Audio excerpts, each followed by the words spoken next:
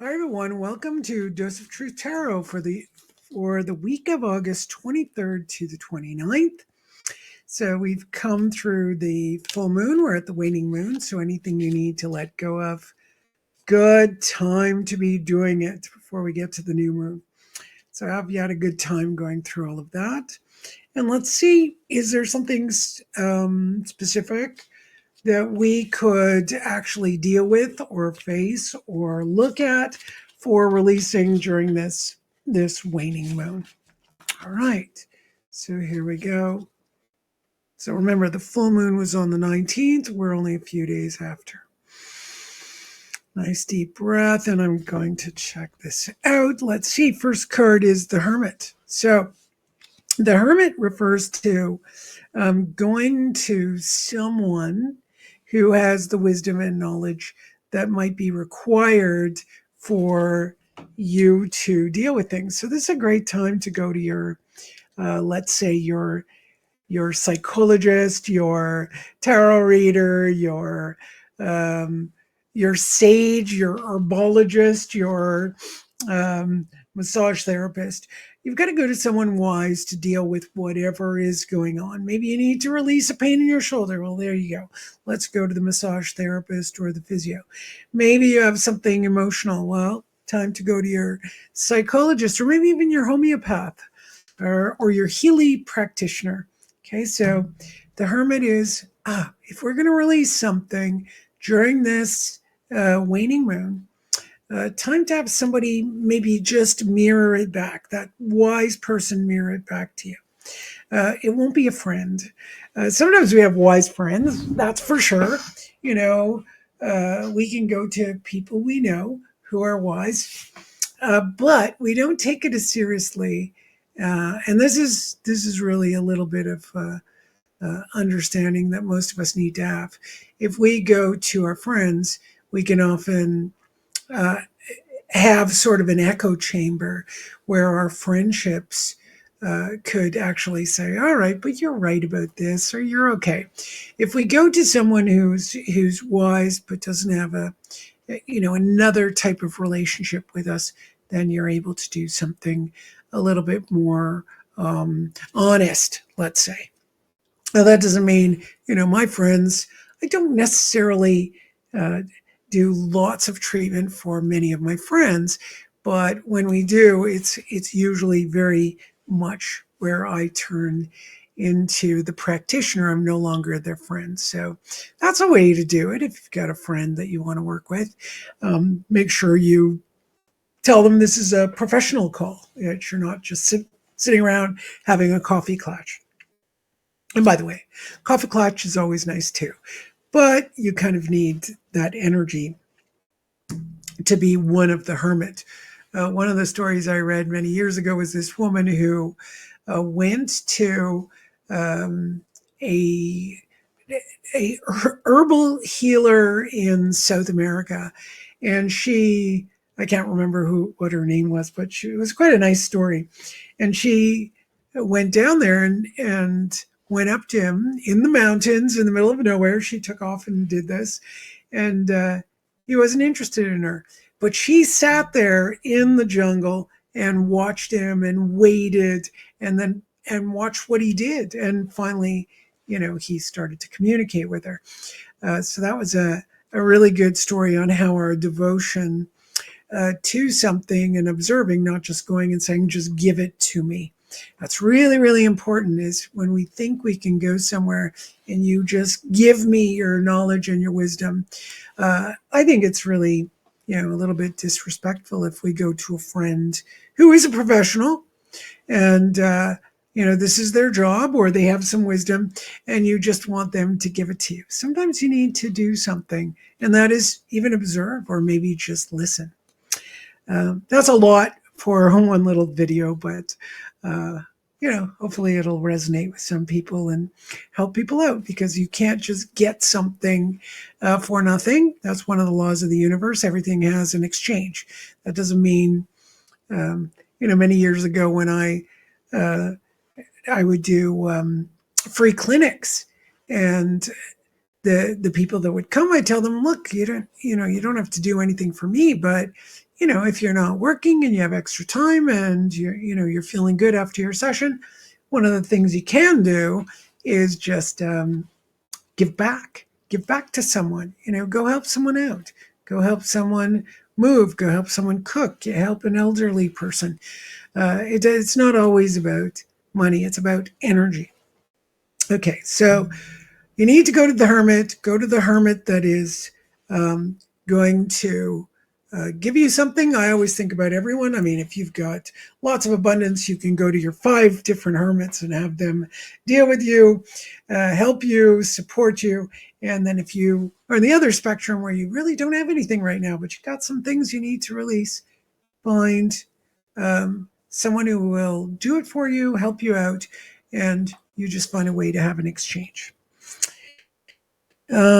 That's really important, because gratitude is so necessary, and maybe I'm just picking up the energy right now that gratitude is really important, especially since when I saw the hermit, my first thought was people go to the hermit and think he just lives out in the forest and we can just go and get his knowledge, his wisdom. No, he needs you to do something, whether it be watching, observing, not being too noisy, that kind of thing. The second one is the Fool. Wow, I got a bunch of majors coming up.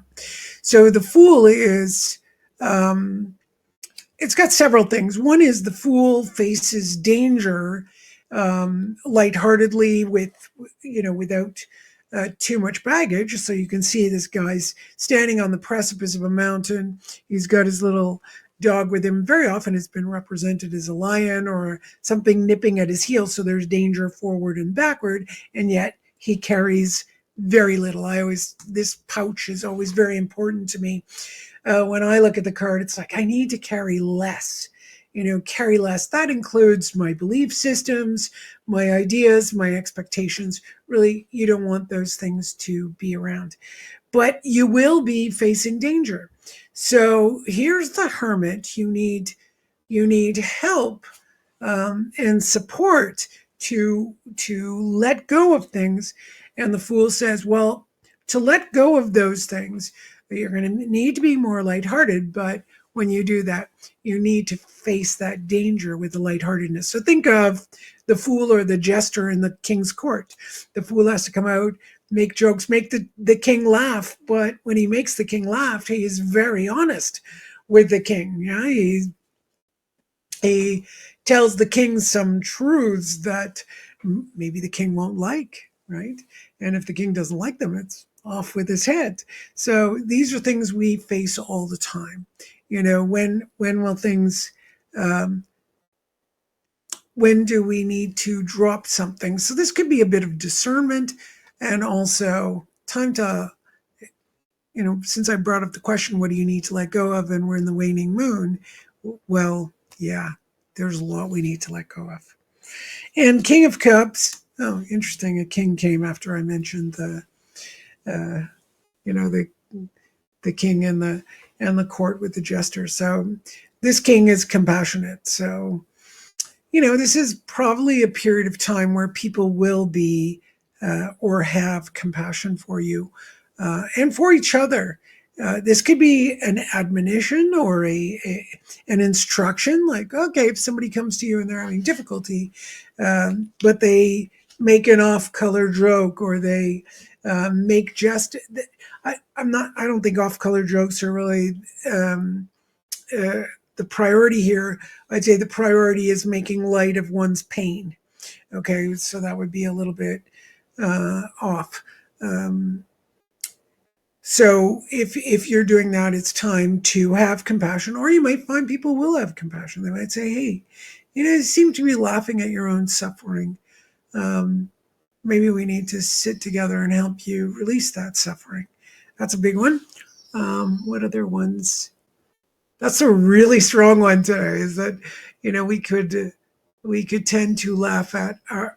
I don't know if we laugh at other people's suffering. That's a whole other ball game. That's a psychopath or a sociopath. That's not at all what this is about.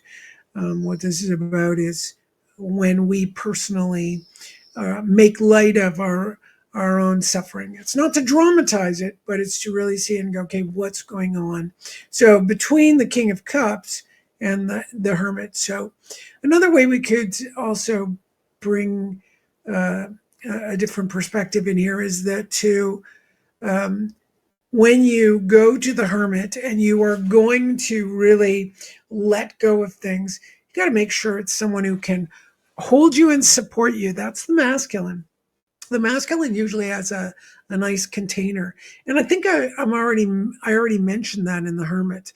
As you can tell, some of the reading is not necessarily the card. It's a little bit uh, more my intuitive sense of what's coming up for us this week, and that intuitive sense is the Hermit really being the container. I gave you a very long story about the container. Don't just go blab to your friend.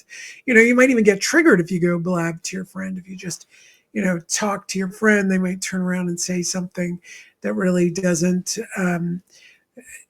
could trigger you is fine, but might not support you. It might hold you back. If it triggers you, it might be a good thing because that trigger helps you look deeply. So if you got a friend who triggers you, that's probably a good person to go to. I meant triggering something that is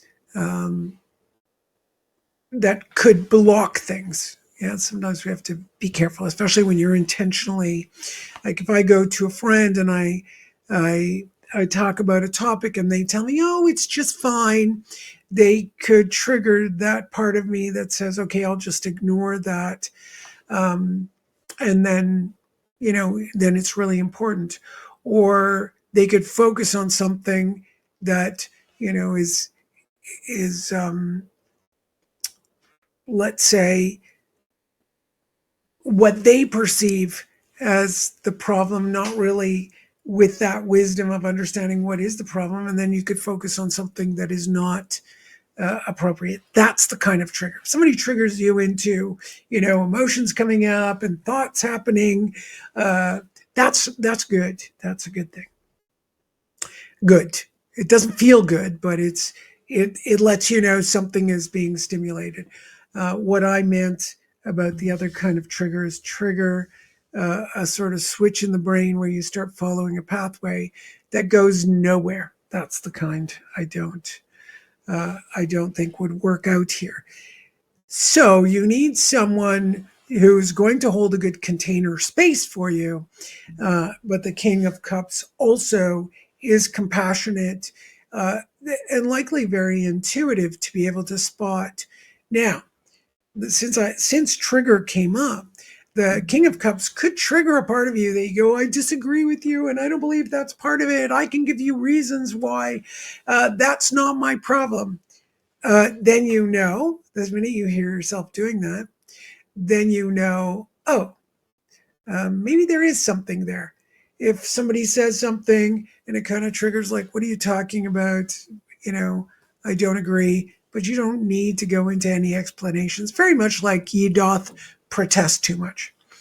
I think this was way too much for our little reading this week, but let me know how that goes for you. Um, yeah, that kind of topic, needs a couple of hours of discussion. Uh, in any case, hope you enjoyed that and hope that it helps you out for the week to make sure that let's do a little summary. You go to the Hermit, make sure you have gratitude to the Hermit, and make sure the Hermit that you go to, there's this exchange. The Fool, you might need to be letting go of a lot of stuff. But one is to have it lighthearted enough where you've dumped things, but not lighthearted in the perspective of making fun of yourself. When the King of Cups comes in, is going to give you a container and compassion, but not enough to support your echo chamber, let's say. That's kind of what I was referring to. Uh, a lot of people get, maybe it's not so much, I don't know what word to use for that. I said triggered, and I really think that's a mistake. When you're actually triggered into, overreacting, things like that, that's a good indicator that something's going on that needs to be looked at.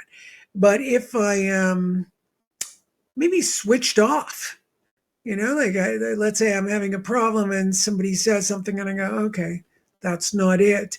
And I dismiss that part. That's what I meant. Oh, it triggers some like 001 binary codes in my brain to go, okay, well, that's not the problem. Maybe this is. You need to be so cautious of those things. That caution is really, really important. Anyhow, if anybody ever wants to sit and look at those things, we can look at those things in a deeper way. I just need some questions. All right. Have a great week. Bye.